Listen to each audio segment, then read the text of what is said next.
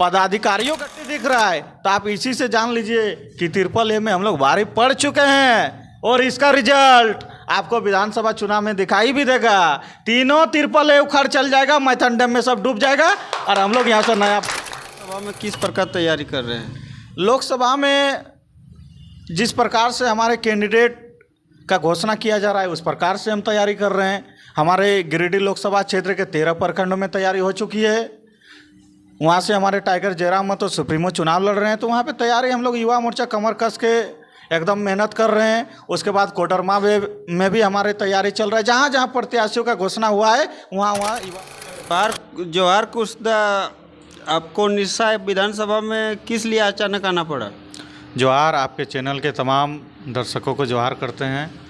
आज निरसा के कंचनपुर स्थित हमारे JVKSS के कार्यालय में आज निरसा विधानसभा के सभी पदाधिकारियों का एक बैठक था, जिसमें सभी पदाधिकारियों का आपस में जिस प्रकार से एक परिवार चलता है, परिवार में आपस में हम लोग का कुछ मनमुटाव होता है, कुछ कमियां होता है, कुछ खामियां होता है, वही सब मैटर को लेकर हम लोग पूरा निरसा विधानसभा के समस्त सभी परिवार बैठे थे एक दूसरे में, और परिवार के एक दूसरे गार्जियनों को और सदस्यों को जो भी कमियां हैं, जो भी खामियां हैं हम लोग सुने और आपस में ही हम लोग बैठ के उसको सुलझाने का प्रयास किए।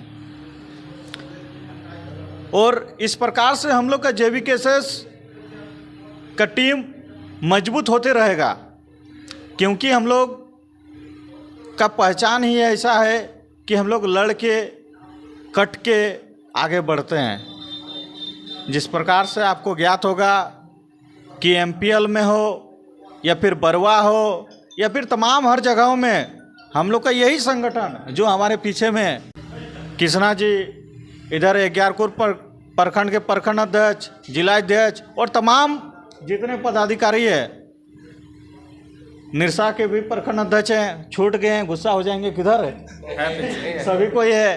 तो इसी प्रकार से हम लोग सबको ये मिलजुल के प्रयास करते हैं। ये परिवार है, परिवार बना रहे और आपस में जो भी हमारे कमियां खामियां हैं उसको दूर किया जाए और किस प्रकार से परिवार हमारा बढ़े, निरसा में हमारा विचार जन जन तक कैसे पहुँचे। ये जो कार्यालय कुछ दिन पूर्व ही हम लोग का निरसा विधानसभा में JVKSS का आना शुरू हुआ था और कुछ ही दिनों में ये परिणाम फलस्वरूप दिखाई दे रहा है। आंदोलन का परिणाम है कि 15 लाख मुआवजा विजय किस्को को सभी साथियों का कड़ी मेहनत की वजह से मिला।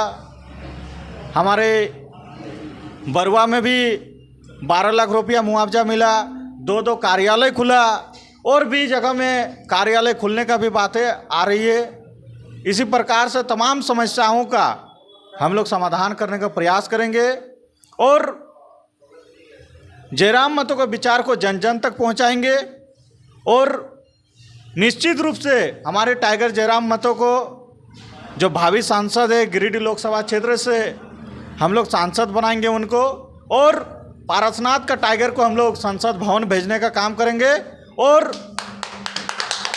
संसद भवन में टाइगर जयराम महतो पारसनाथ के पहाड़ के जैसा जिस प्रकार से टाइगर वहाँ पे दहाड़ता है उसी प्रकार से संसद भवन में भी दहाड़ेगा। वहाँ पे MPL का बात होगा, वहाँ पे SCC का बात होगा, वहाँ पे तमाम धनबाद जिला के कोयला कारखानों का बात होगा और गिरिडीह से जो कि झारखंड का सबसे बड़ा पलायन का क्षेत्र बोला जाता है, पलायन में पलायन जो हुए हैं तमाम युवाओं का बात होगी। तो इसी प्रकार से उनका विचार को हम लोग जन जन तक पहुंचाएंगे और निश्चित रूप से यही जो खतियानी भाई लोग बैठे हुए हैं इन्हीं में से कोई हम लोग का निरसा से भी नेतृत्व करेगा और विधायक बनेगा। निरसा में सुनते हैं ट्रिपल ए चलता है, अशोक मंडल, अर्पणा सेन गुप्ता एवं अरूप चटर्जी से पढ़ेंगे जयराम महतो इन तीनों पर।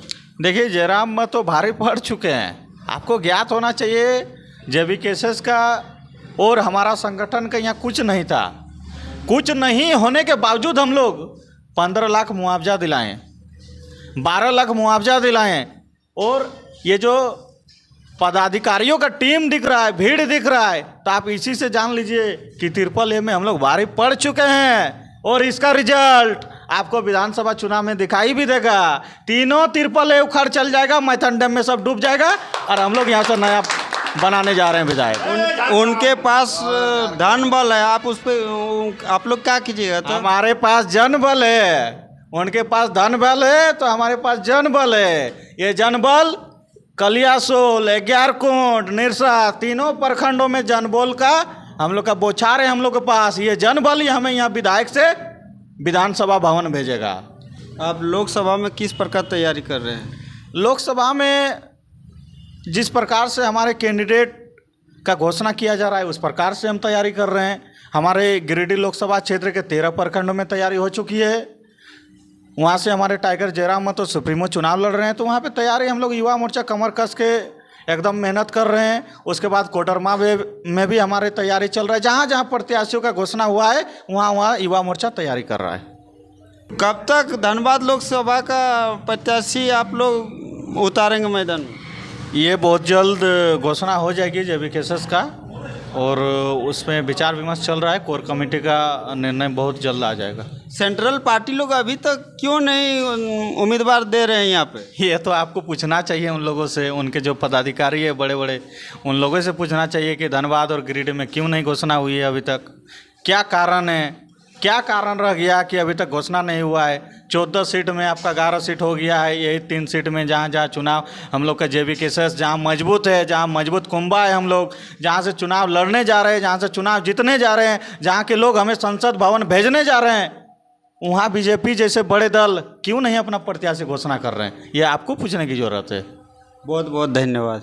धन्यवाद, जोहार।